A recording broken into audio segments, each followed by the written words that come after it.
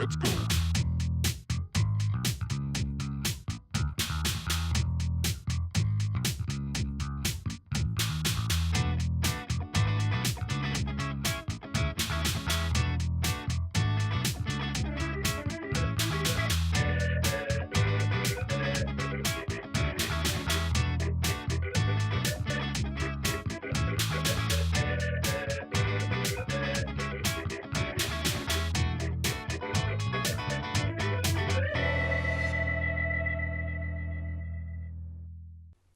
Welcome home to 42 Geek Street, your guide to World of Geek, that little bit of geek in all of us.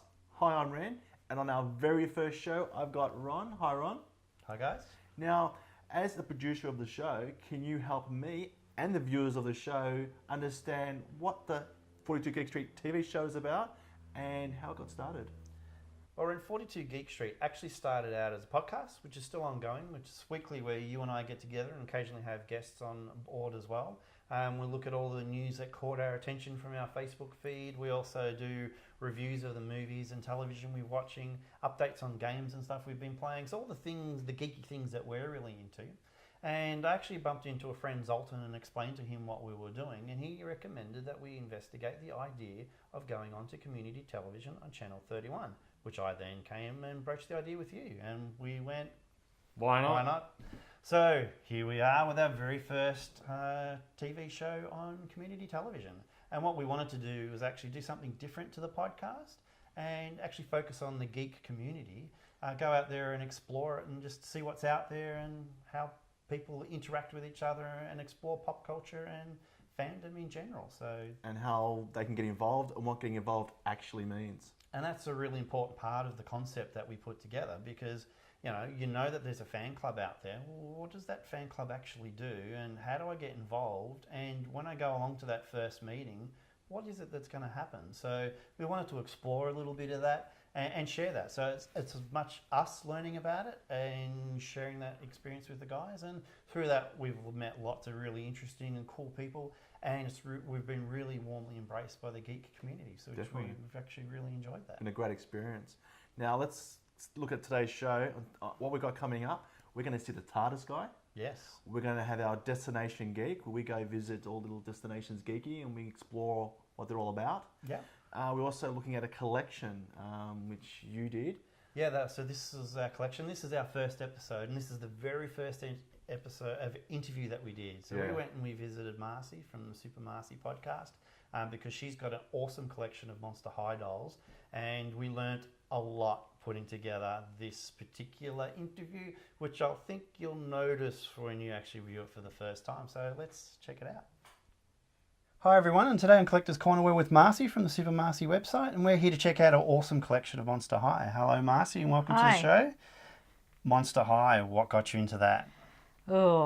Let's see. Monster High was just something that I was introduced to through a friend on Facebook. I didn't know what it was. I thought it was a game. Oh yeah, well I've sort of looked at the Monster High figures a little bit when my nieces, I needed to buy presents for them, and they look cool, so I'm glad to see that I actually made a good choice when I bought her one. So that's what attracted you to the figures? Well, once I looked into it more and I saw more people posting about it, and Monster High is a high school for the sons and daughters of famous monsters, and that's right up my alley. Okay. And they looked awesome. They do look awesome. Now, you were telling me before that while the figures may look awesome, you like to change the clothes around on them? Yes, as you can see, they are unboxed. I do not keep them in boxes. I like to set them up, pose them, rearrange them, change their clothes, brush their hair. I don't actually play with them. They don't live out a high school life. Well, Marcey's from my school of thought, because I also open up my collection, because, you do like to interact with them a little bit, and I'm not buying them for the dollar value and to sell them later on down the track, so that's why I open mine as well. So I'm glad to see you're at the same school. Yes, the only problem that comes with that is they get dusty. And of your collection, who is your favourite character? My favourite character is Frankie Stein, who's there. So she's sort of prominent?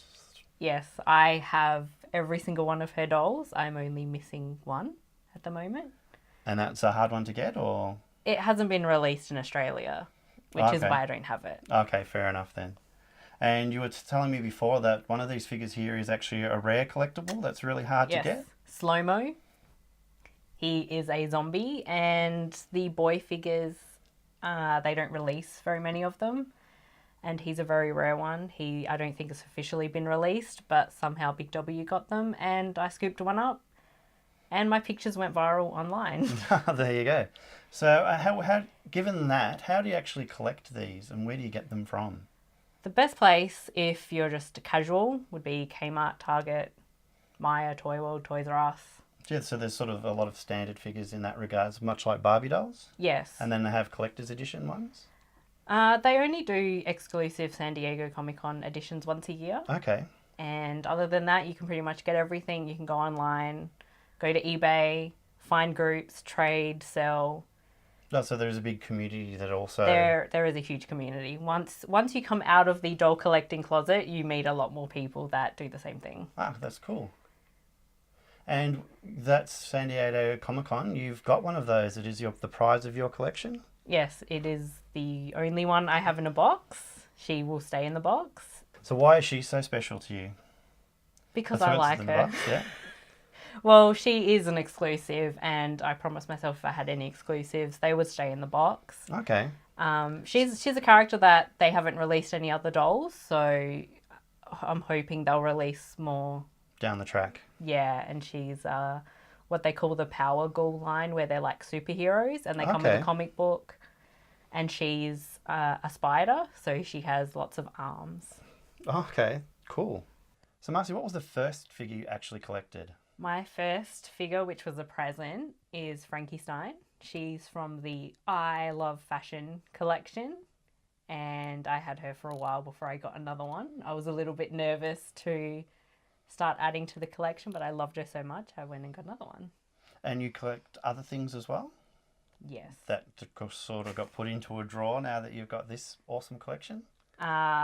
Well, in my earlier days I collected wrestling action figures, and they are all packed away, but I do collect the occasional Barbie and My Little Pony and Pop Vinyl. And what happens when you do actually complete the collection? You just have to wait for the new ones to be added to? Yeah, I do have some complete collection. They've had like swim dolls. They're in their little bathers. They've got a travel one, and I've completed that. So some, yeah, I've managed to complete. Some I don't really care. I might not like the dolls too much, or they're still very pricey and I'll wait for a price reduction. And some of those ugly ones you were saying earlier you might not want to collect, but the completionist in you might actually get you to get them and put them in a drawer. Some I'm not the biggest fan of, but just to complete them, yeah, sometimes after a while they grow on you, so... And, you know, you're that close, you may as well finish it off. Yeah, it's also just depends on cost and availability. So they're always on the wish list. It's just a matter of if it comes up, I'll get it. If not, it'll wait and I'll get something else. And do you watch the cartoon series that goes with it? Yes, I'm a big fan of the webisodes and the Monster High movies. Ah, cool. And if you were going to give tips to fans who want to start collecting these, what would your tip be? Well, if you want to start collecting, my advice would be start watching the webisodes and the movies, learn what it's all about, and then go to Kmart, pick up some really good priced ones and go from there. Start from there. Cool. Well, thank you very much for having us come in and have a look at your collection. Thank you very much. Welcome back to 42 Geek Street. What an interesting collection that was. I didn't know that kind of stuff existed.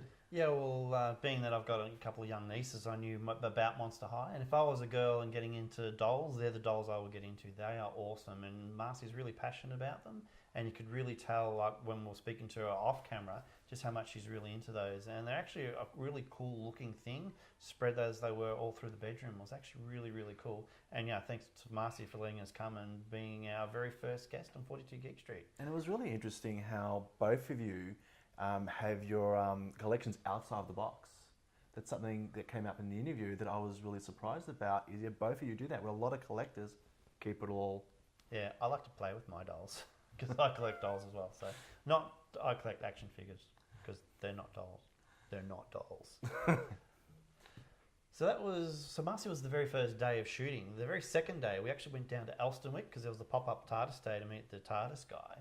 but there was actually someone else that was there as well. Now, every hero has an origin story, and we're going to tell the origin story how we met one of our more recent crew members, and that was Tarquin. So, Mike, introduce us to the Doctor. Hi guys, Mike here again, and with me, you may notice some guy here, a certain Doctor. Doctor, how you going? Not bad. That's good. It's a bit warm. It is a bit warm. It's a bit warm This for is the a bad place to park. It's a bit warm for the coat, I'll tell you that. Definitely. So tell me, Yeah. your name is an actual Doctor, so what is your real name? Well, Tarquin, but Tarquin. yeah, it's easy to say the Doctor if that helps. We'll leave it to the Doctor if you Okay. like. Yeah. How long have you been the Doctor? Well, at least, I've probably started 10 years ago to put the whole thing together. Okay. But yeah. I mean, I've been watching the Doctor Who since I was 3. It's a little while. A little while. Yeah. It's one of the reasons I like dressing up like this is because you can meet little kids and they can believe. Yep. They really do believe in this stuff. I mean, because I think I probably was years and years ago, before I was putting this costume together, I dressed up as a Jedi for something else. And I ran into this small kid. It was a release for the episode 2 of Star Wars. Yep. And they had other people dressed up in costume, but this is where I learnt this. Was this little kid comes up to me and he asks, "Is Yoda here?" And I've looked at him and gone, well, he's a little guy. He could be anywhere. And it was in a DVD store. And for the next 10 minutes, he bounced around the shop from DVD stack to like stacks of DVDs, trying to get a glimpse of Yoda. And I saw that, and that was the moment I've gone, it was like, you know, with great costume comes great responsibility and a chance to have some fun. No, so where could they find you if people want to see you around Melbourne? Well, Supernova, Armageddon, I turn up to those. There's this, anywhere this turns up, I'm likely to turn up if I know about it. I do have a Facebook page, Don't Name the Doctor. Okay, cool. You know, you can find me on there. A like is always nice. Awesome. All right, well, thanks for talking to us today. That's all right. Nice to meet you. Yep. And back to you in the studio. Bye, I guess. Do we say goodbye? We can say goodbye. We can say goodbye. And that's how we actually met Tarquin, who then became a member of the show. That's true. Then he introduced us to Lauren, who's going to bring our next bit, which is Destination Geek. Now, Ron, can you explain what Destination Geek is? So Destination Geek is where we go to some of the places that we think geeks will enjoy going and visiting and having a look at. So let's check out the first one with Lauren. Hey guys, Lauren here for Destination Geek. Today we're checking out KayJays Games and Hobbies Cafe. Come on in.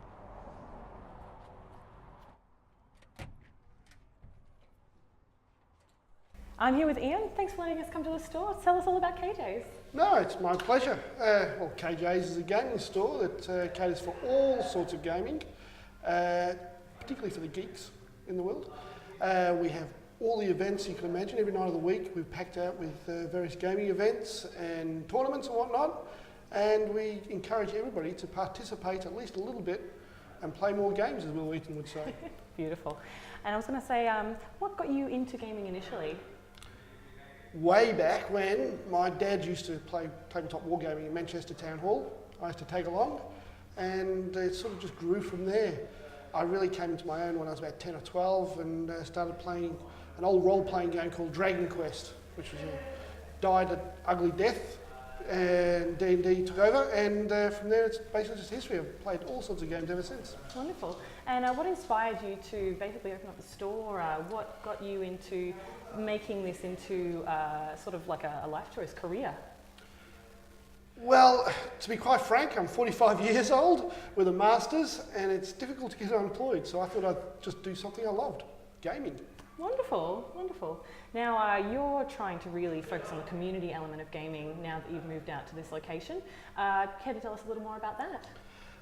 One of the most important things about the future of gaming is to make sure new players are welcomed into the hobby very friendly and warmly.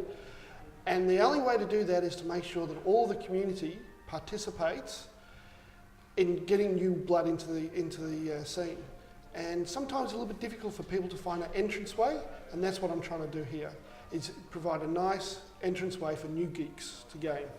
All right, so I've just moved to the area, but I've been a Melbourneite for about 3 years. If I wanted to get into tabletop gaming, how would I go about that?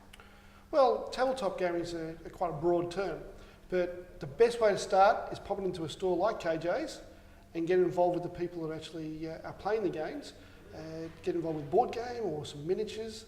And one of the things that actually puts people off with miniature gaming is they're worried that they have to put so much together and paint so much. Just get the things on the table, start rolling the dice. They don't have to be fully painted, and most stores, including KayJays, will have tutorials to help you get started. Lovely. I noticed you had a painting section downstairs. Is that pretty popular? Do you get a few paint days come in? Yeah, we have Friday night hobby night. So people can come after work, have a cup of coffee, hot chocolate, sit down, paint their models, get some advice from the other guys hanging loose around here, and hopefully get painted armies on the table one day.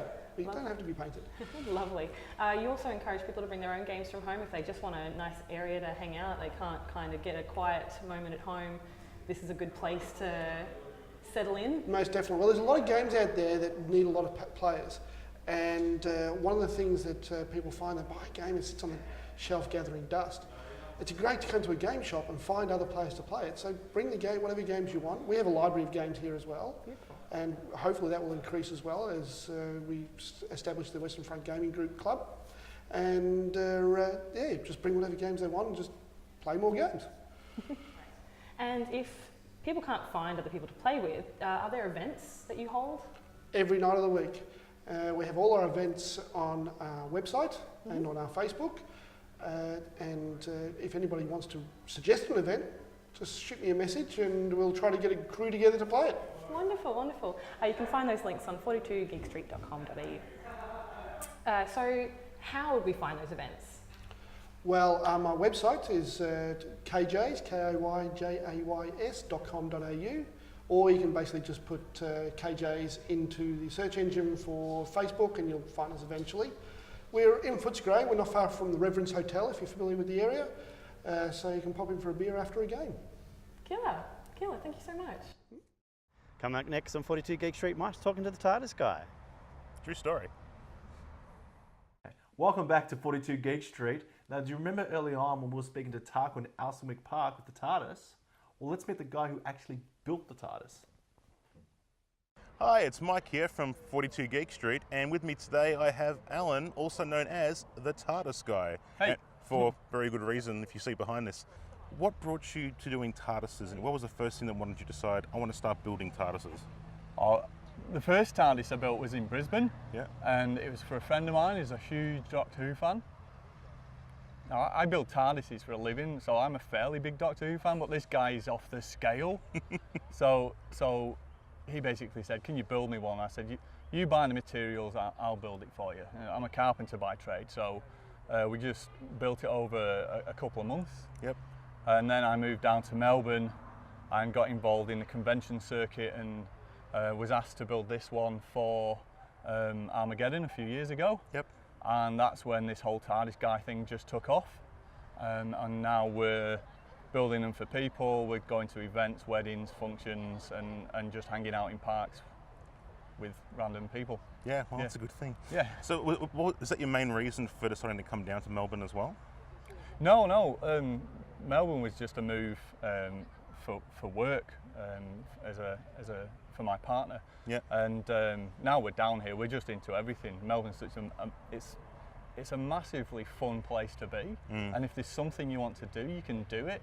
And there's tons of people just getting involved, and I love that about Melbourne. So this is my part of it. And as well as doing TARDISes, you also build other things. What are some other things that you're currently putting together? Like I say, we do the TARDISes for people, but we do some other Doctor Who related paraphernalia and props. We'll install doors for people in their studies that open, like TARDIS doors which open up into big rooms. I also make Captain America shields as well, and I'm just running off a batch of 4 or 5 of those for various cosplayers and enthusiasts and collectors. So they're very much like the ones from the movies. Well, this is more of a relaxation thing, isn't it, today? Yeah. Yeah, so it's more of people you get to know, come down and get photos done. Yeah, all yeah, that it's kind of very thing. much a social thing for us today, yeah. Ah, beautiful. Yeah, my offsider, Amber, who helps me build and comes to all the gigs with me, we usually just go to a convention and you're turned on all day and you're meeting people and it's great. And then you go to parties because we hire out, and you go to functions and events, and you drop the Tardis off, you set it up for people, and then you leave. Yep. So we never get to just sit down and enjoy. So that's what today is. Today's a very social thing for us. It's so that we can meet people that like the Tardis and go to the Facebook page, and it's so that Amber and I can just sit down and relax and enjoy it. All right, so they can find you on Facebook. Facebook, yeah, the Tardis Guy, Yeah. on Facebook. And we're also working on a new web series project called Ask a Dalek, Oh, of course, yeah. which is going to be a short web series of 3-minute long-ish sketches. Imagine a chat show host with a Dalek answering questions written in by people from the public. Nothing to do with, well, anyway, you'll have to wait for it to come out. We've released a couple of trailers, and we're going to release the first season in the next month or so. Of about 6 episodes. So you can find us on Facebook, the Tardis Guy, if you want to look at all the gear we do, and also check out Ask a Dalek. Awesome. Well, thanks for coming down today. Well, thanks for letting us film you today. You've My been here pleasure. already. Yeah. But we'll catch you around. Yeah, my pleasure. Thanks, guys. And that was actually quite a fun day at the park. Meeting Alan, it was really awesome. He was such a really nice guy to talk to. And we've actually bumped into him a lot since then, Yeah. and even to the point where we actually go to his workshop, which you'll see on next week's episode, and have a look at some of the things he's building there, including those awesome shields, which Yeah, we really awesome. liked. So yeah, more of Alan next week. I'd like to thank Super Marcey and also Ian for spending time with us and letting us film the collections and obviously the shop at Destination Geek. And if anybody else would like to show us your collection or your shop or anything that you think we can use on the show, just let us know. Contact us on this website. Cool. And thanks, Ron, again for helping me out in our first show ever. And we'll see you all next time.